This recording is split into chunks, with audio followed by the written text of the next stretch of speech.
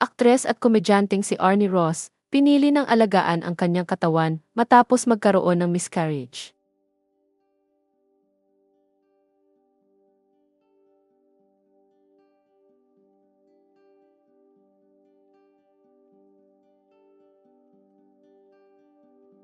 Matatanda ang inanunsyo ng aktres at komedyanteng si Arnie Ross noong nakaraang buwan na siya ibuntis sa pangalawang anak nila ng asawa niyang si Franklin Banogon. Ngunit noong Huwebes, April 2, 2026, ay ibinahagi ng aktres ang malungkot na balita sa pamamagitan ng social media post kasama ang kanyang asawa.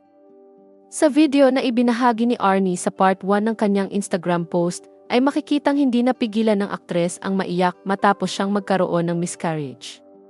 Makikita rin sa naturang video na magkasamang nananalangin ang mag-asawa sa loob ng sasakyan nila habang hawak ang sonogram ng pangalawang anak nila. Sa kabila ng matinding lungkot na nararamdaman niya ay ibinahagi ni Arnie kung paano naging sandigan ang pananampalataya nila sa isa sa pinakamahirap na yugto ng buhay nila.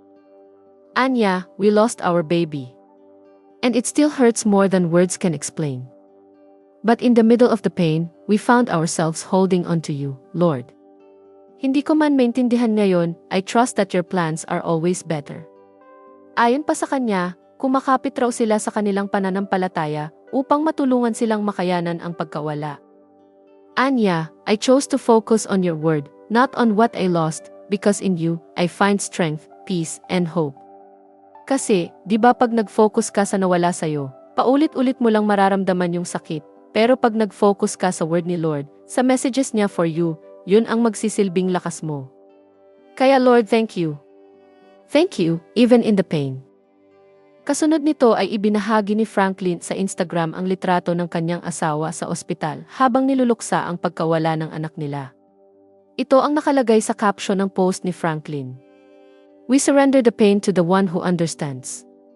Your promises are bigger than our pain. You are still faithful. Sa part 2 ng Instagram post ni Arnie na ipinost noong April 3, 2026 ay makikita sa video ang naging pag-uusap nila ng kanyang asawa sa loob ng sasakyan.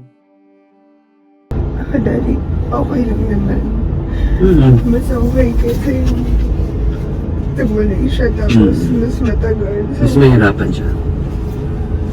Kaya pala hindi ako makatulog kanina.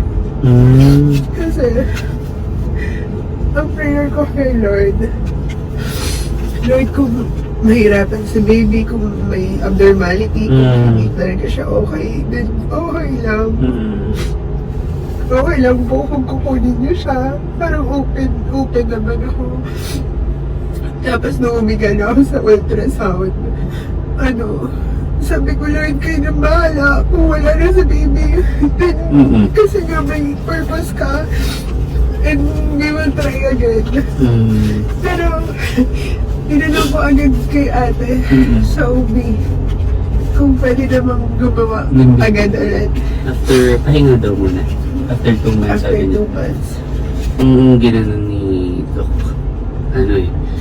Yung tinignan ko yung heartbeat. So, hindi alam ni ate sasabihin niya.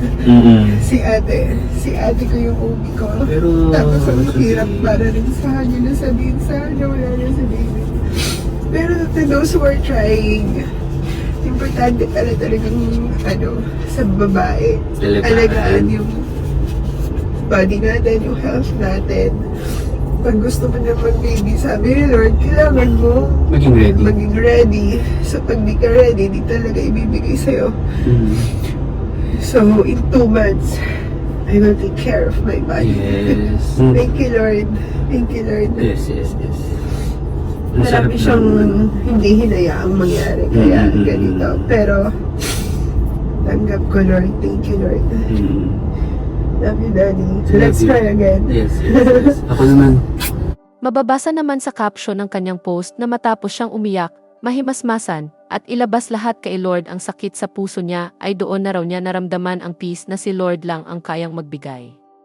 Ibinahagi ni Arnie sa kanyang post noong April 4, 2026 na excited na raw maging kuya ang anak niyang si Franco, kaya iniisip nilang mag-asawa kung paano nila ipapaliwanag sa anak niya na wala na ang baby sa tiyan niya.